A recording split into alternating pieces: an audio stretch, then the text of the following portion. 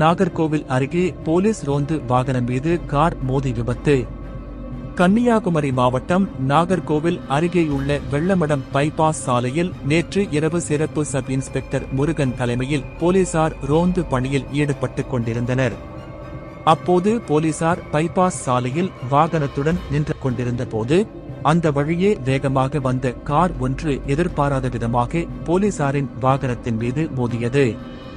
மோதிய வேகத்தில் போலீஸ் வாகனம் அருகில் உள்ள பள்ளத்தில் கவிழ்ந்தது.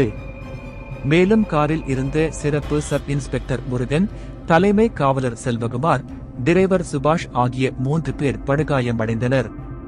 மேலும் விபத்தை ஏற்படுத்திய காரும் சேதமடைந்த நிலையில் அதிலிருந்த குளச்சல் நகர திமுக செயலாளர் நாகூர்கான், வயது 52, முகமது சபீர், வயது 42, முகமது ஆசிக், வயது 51 ஆகியோரும் படுகாயமடைந்தனர்.